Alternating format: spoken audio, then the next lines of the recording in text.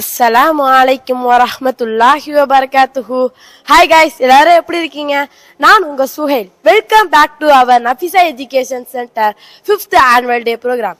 இன்னைக்கு இந்த நிகழ்ச்சியில நம்ம என்ன பார்க்க போறோம்னா, அல்லாஹ் நம்ம கடமையாக்கப்பட்ட விஷயத்துல மக்கள்லாம் எந்த அளவு அலட்சியமாக இருக்காங்க என்பதை பத்தி டிஸ்கஸ் பண்ண போறோம். இன்னைக்கு வாழ்ற மக்கள்லாம் மிகவும் சாதாரணமா பேசக்கூடிய விஷயம் ஒண்ணு, நேரத்தையும் காலத்தையும் பத்தி குறை சொல்லுது. உங்களுக்கு எல்லாம் இந்த பழக்கம் இருக்கா இல்லையா?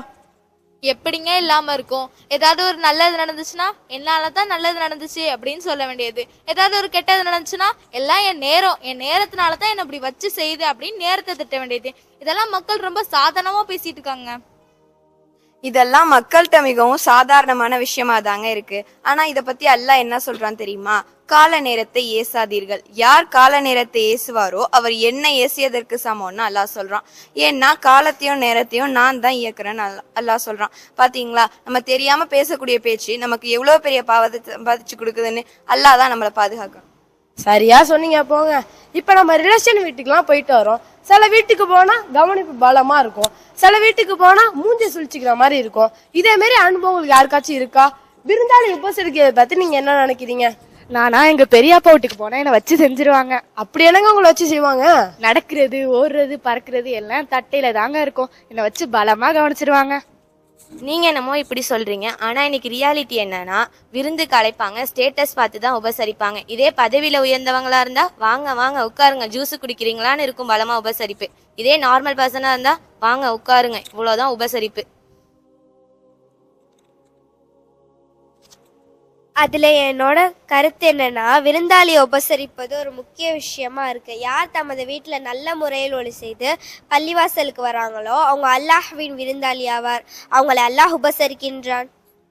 மர்மை நாளை நம்புபவர் விருந்தினரை உபசரிக்க வேண்டும் என்று நபி ஸல்லல்லாஹு அலைஹி வஸல்லம் அவர்கள் சொல்லியிருக்கிறாங்க. இந்த ஹதீஸின் மூலம் நாம் என்ன கற்றுக்கொள்ள வேண்டும் என்றால், விருந்தினரை உபசரிக்க வேண்டும் என்பதையும், முகமலர்ச்சியுடன் வரவேற்க வேண்டும் என்பதையும், விருந்தினருக்கு கடமை என்பதை நாம் கற்றுக்கொள்ள வேண்டும். இப்படி இந்த காலத்துலலாம் மரணத்தை பத்தி கூட சிந்திக்க மாட்டாங்க. அப்படி எப்படிங்க மறுமையை பத்தி யோசிப்பாங்க? அதை பற்றி தானங்க அல்லாஹ் சிந்திக்க சொல்றான். மரண பயம் வருவதற்காகவும் மரணத்தை பற்றிய சிந்தனைகள் வருவதற்காகவும் கபரில் உள்ளவர்களுக்கு துவா செய்வதற்காகவுமே நபி ஸல்லல்லாஹு அலைஹி வஸல்லம் அவர்கள் ஜியாரத் செய்ய சொன்னாங்க.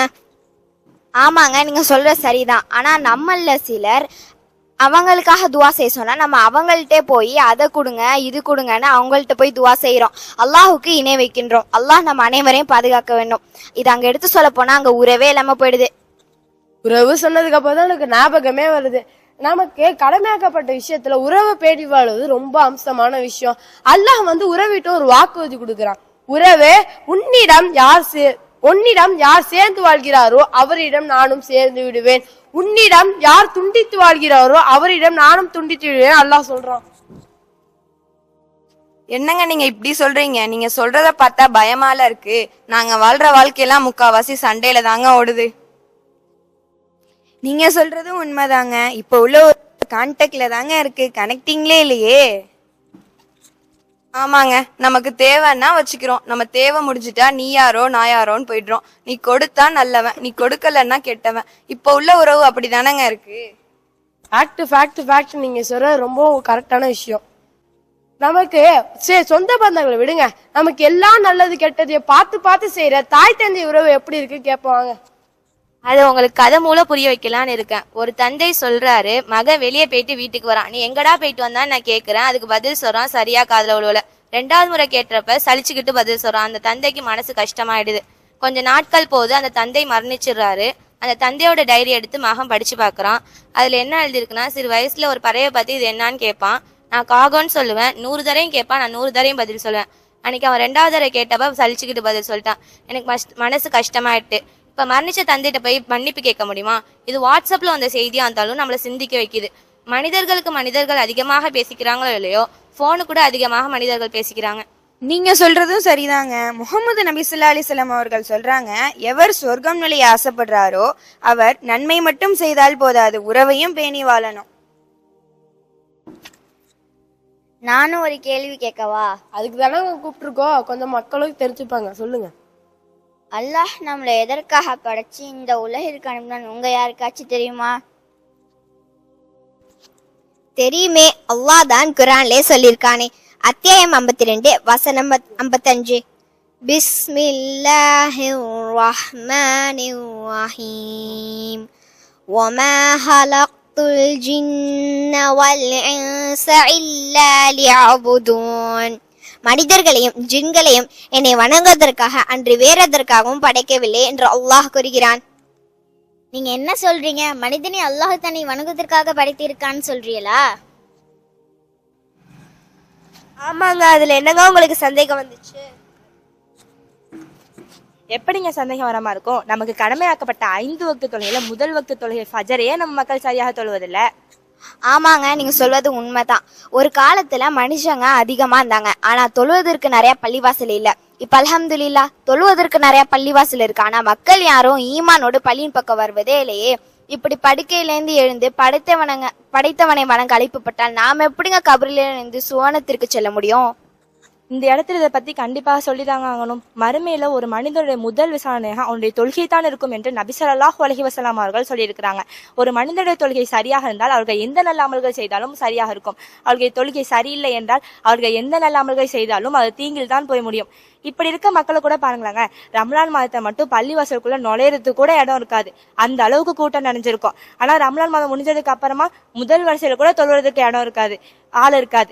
நான் தெரியாம தான் கேட்கிறேன், ரம்லான் மாதத்தில் மட்டும்தான் அதிக நன்மை செய்யணும்னு அல்லாஹ் சொல்லியிருக்கானா என்ன? ஆமாங்க, இப்படி இருக்க மக்களை பாருங்களேன். ரமலானுடைய மாதத்துல கரெக்டா நோன்பு வைப்பாங்க, 5 வேளை தொழுவாங்க. ஆனா பொய் சொல்றதையும் பொய் சொல்லி புறம் பேசி செயல்படுறதையும் விடாம இருப்பாங்க. இப்படிப்பட்டவங்க அல்லாஹ்வுக்காக உணவையோ பணத்தையோ விடுறதுல எந்த பலனும் இல்லைன்னு நபி ஸல்லல்லாஹு அலைஹி வஸல்லம் அவர்கள் சொல்லியிருக்காங்க.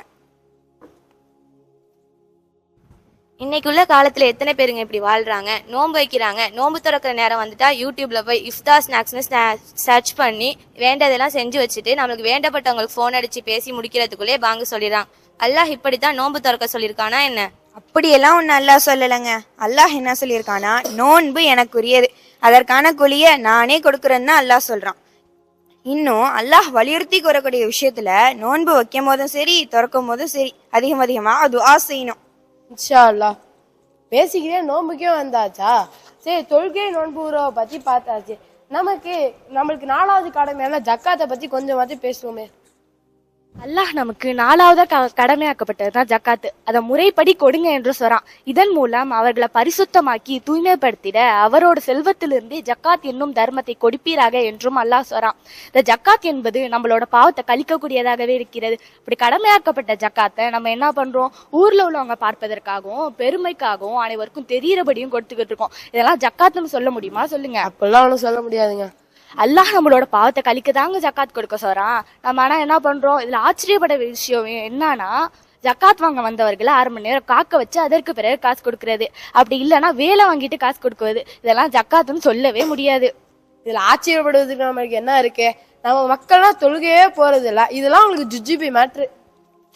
இந்த இடத்துல நான் ஹஜ்ஜை பத்தி பேச விரும்புறேன். ஹஜ் வந்து முஸ்லிம்களின் 5வது கடமையாக இருக்கு. 4 கடமைகளை நிறைவாக முடிச்ச பிறகு அல்லாஹுடைய இல்லமான காஃபாவுக்கு செல்வாங்க.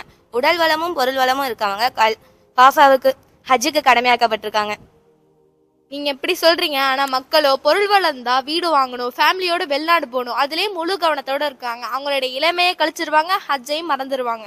வயதான பிறகு ஹஜ்ஜுக்கு போவாங்க. அங்க செய்ய வேண்டிய நிறைய அமல்களுக்கு உடல் ஒத்துழைக்காம போயிடும். ஒரு சில பேருக்கு ஹஜ்ஜுக்கு செல்ல முடியாத நிலை கூட ஏற்படும். நம்ம நினைக்கிற மாதிரி அல்லாஹ் நம்மளுக்கு 5 கடமையை மட்டும் கடமையாக்கல, அதையும் தாண்டி நிறைய விஷயங்களை கடமையாக்கி இருக்கான். அதுல ஒண்ணுதான் அண்டை வீட்டார்களை இணைந்து வாழ்வது. ஆமாங்க, நீங்க சொல்வது சரிதான். அந்த காலத்துல சஹாபாக்கள் தமது பக்கத்து வீட்டா தமக்கு வாரிசாக வந்து விடுவாரோ என எண்ணுற அளவுக்கு நபி ஸல்லல்லாஹு அலைஹி வஸல்லம் அவங்க அண்டை வீட்டாரோட நெருங்கி பழக சொன்னாங்க. நீங்க இப்படி சொல்றீங்க, ஆனா இப்போ உள்ள காலகட்டத்துல அண்டை வீட்டார்களுடன் நபி ஸல்லல்லாஹு அலைஹி வஸல்லம் அவர்கள் சொன்ன மாதிரி பழகினா என்ன நடக்குது தெரியுமா? சொல்லுங்களா, மக்களும் கொஞ்சமாச்சும் தெரிஞ்சுப்பாங்க. அவங்க தேவைக்கு நம்மளை பயன்படுத்துறாங்க. அவங்க தேவை முடிந்த பிறகு கண்டுக்கிறதே கிடையாது. அடுத்து அவங்களுக்கு யார் தேவையோ அவர்களை தேடி போறாங்க. நன்றி கெட்டத்தனமாவில் இப்போ உள்ளவர்கள் இருக்காங்க. அல்லாஹ் தான் பாதுகாக்கணும். என்னங்க நீங்க எப்படி சொல்றீங்க? இவங்கெல்லாம் இப்படி போனா நம்ம யாரு கூட போறது? இப்ப இருக்க சூழ்நிலையில முஹம்மது நபி ஸல்லல்லாஹு அலைஹி வஸல்லம் சுன்னாவை பேணதற்காண்டி அண்டை வீட்டார்களுடன் நெருங்கி இருப்பதற்கு நம் வாழ்க்கையை மாற்றிக்கொண்டால் அல்லாஹ் பரக்கத் செய்வான் இன்ஷா அல்லாஹ். சரிங்க, நான் ஒன்னு கேக்குறேன். நபி ஸல்லல்லாஹு அலைஹி வஸல்லம் அவங்க ஆமீன் சொல்ல ஜிப்ரீல் அலைஹிஸ்ஸலாம் துஆ கேட்க 3 நபர்கள் பற்றி தெரியுமா? தெரியுமே. முதலாவதாக ஒரு அடையான் நோன்பு வைத்த நிலையில் இபாதத் சென்றும் அல்லாஹ்விடம் பாவமன்னிப்பு கேட்காமல் அந்த நோன்பு நாட்களை கழித்தவனுக்கு நாசம் உண்டாகட்டும் என்று ஜிப்ரீல் அலைஹிஸ்ஸலாம் அவர்கள் துஆ கேட்க நபி ஸல்லல்லாஹு அலைஹி வஸல்லம் அவர்கள் ஆமீன் சொன்னார்கள். இரண்டாவதாக வயதான தாய் தந்தையை வைற்றுக்கொண்டு அவர்கள் மூலம் சொர்க்கம் செல்லாமல் அவர்களை கவனித்து அவர்கள் துஆவும் பெறாதவன் என்று ஜிப்ரீல் அலைஹிஸ்ஸலாம் அவர்கள் துஆ கேட்க நபி ஸல்லல்லாஹு அலைஹி வஸல்லம் அவர்கள் ஆமீன் சொன்னார்கள். மூன்றாவதாக நபி ஸல்லல்லாஹு அலைஹி வஸல்லம் அவர்கள் பெயரை கேட்டும் அவர்கள் மீது ஸலவாத் கூறாதவன் என்று ஜிப்ரீல் அலைஹிஸ்ஸலாம் அவர்கள் துஆ கேட்க நபி ஸல்லல்லாஹு அலைஹி வஸல்லம் அவர்கள் ஆமீன் சொன்னார்கள். இப்ப இந்த சகோதரி பேசினாங்களே அதுல மூணாவது விஷயத்தை நான் சொல்றேன். நபிசல்லாசன் பேரை கேட்டாலே சலாத் சொல்லணும்னு சொன்னாங்க. இப்ப நம்ம எல்லாம் எத்தனை பேர் சலாத் சொன்னோம்? யாருமே சொல்லல.